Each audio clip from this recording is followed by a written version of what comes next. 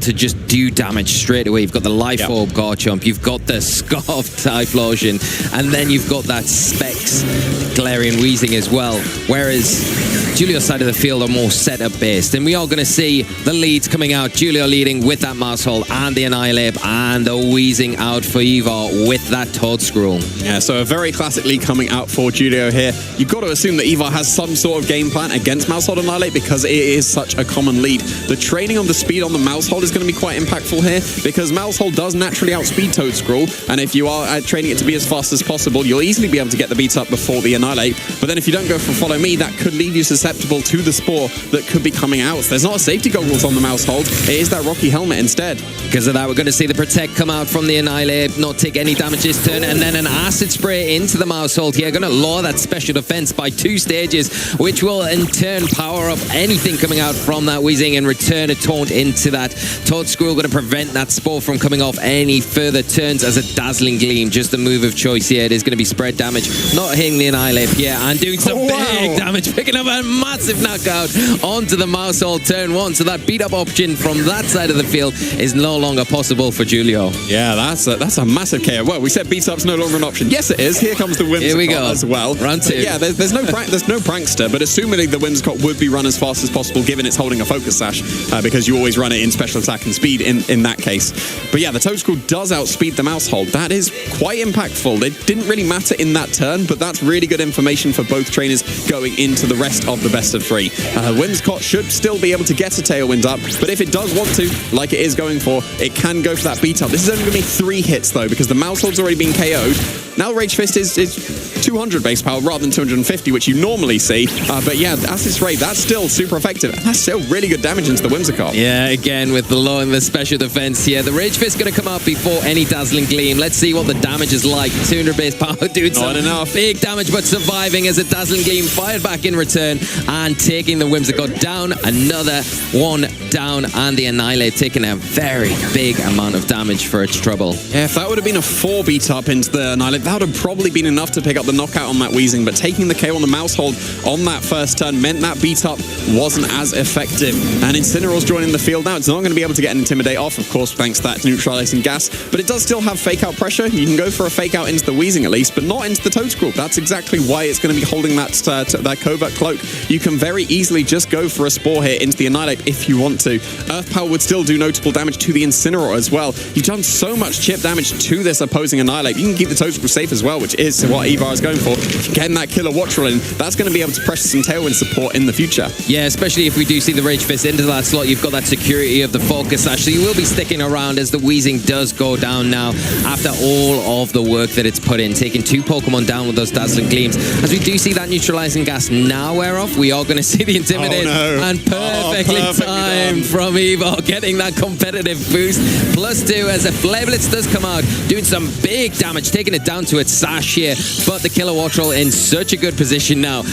Is the final Pokemon that Garchomp? I didn't see when we were flashing through the switches there, but even if it is the Garchomp, but even if it wasn't, if it was the Toedscruel, you can still lock into that Discharge. +2 after that competitive boost activated, but now in such a dominant position where, like you said, the tried and trusted formula is going to be that Disc-Quake combination, Earthquake and Discharge. Both Pokemon immune to each other and so oppressive, and we do see the forfeit from Giulio. What a fast-paced game 1, Jim. Yeah, absolutely. That was easily going to be a double KO. Earthquake and Terra Ground Earthquake is what we saw Yvar going for as well. Into Discharge would have absolutely picked up the KO. So yeah, I think the Killer Watch was really cool because he got 2 ground types with the Discharge. I picked up on, well, yeah, I'm going to Earthquake and Discharge with my Garchomp. I didn't even clock that. Yes, of course you can Discharge next to your Toedscruel as well. So yeah, really nicely done. I think it is quite crucial that the Toedscruel does actually outspeed the Maushold, because we know it's not safety goggles, that's on the Incineroar. You could very easily just Spore turn 1 now if the same lead is led for Giulio. Yeah, you could, and that would then open the door for you to maybe then go after the Annihilate, so it isn't knocking things out, being as such a hindrance to, even though that was so clean at game 1, and of course Giulio has so many problems. Like you say, you've got that information now going forward,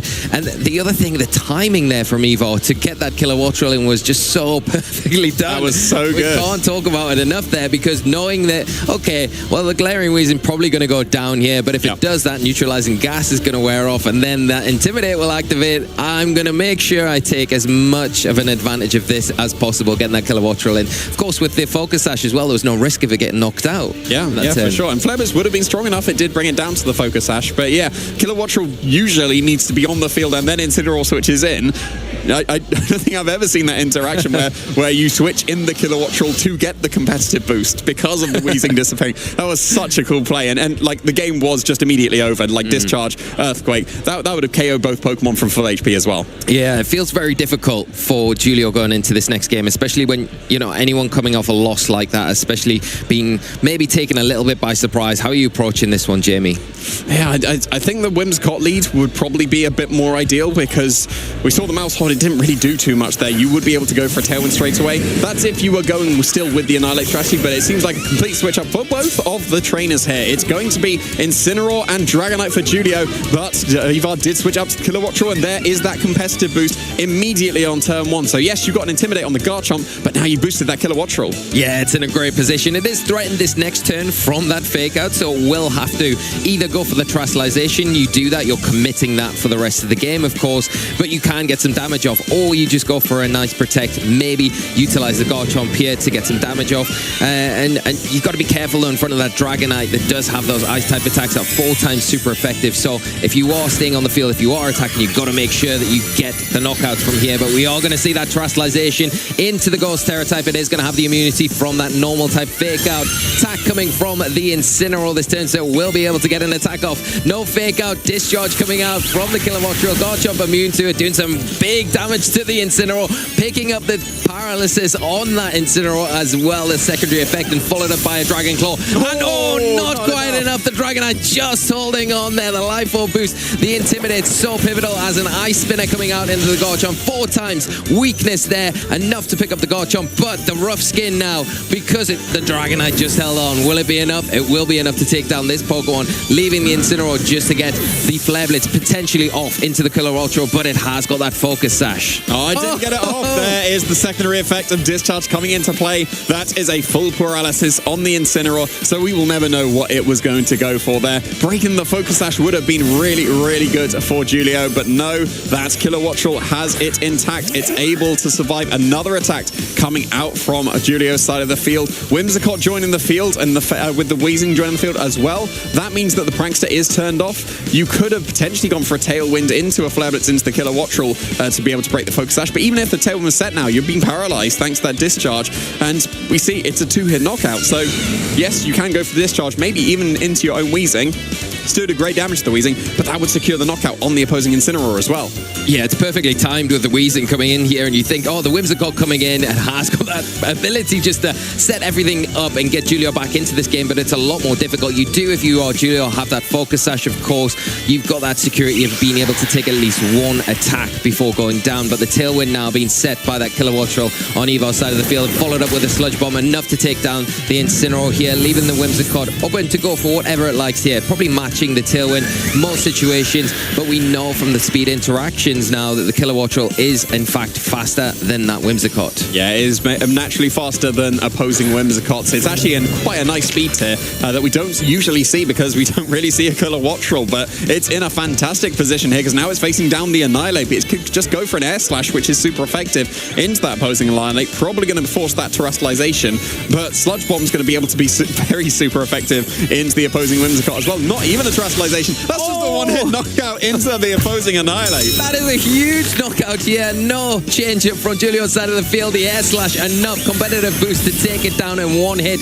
Taken for its trouble, that Moonblast, and the Moonblast drop as well. The huge neutralizing gas. Otherwise, that Moonblast drop would have activated the competitive, but the neutralizing gas keeping it in check for now. Just keeping it at that +2, but the Weezing doing enough. The Whimsicott taken down to a Sash, and it looks like a very quick-paced game here, and Yvar is going to be our next round winner here at the Dortmund Regional Championships, and what style!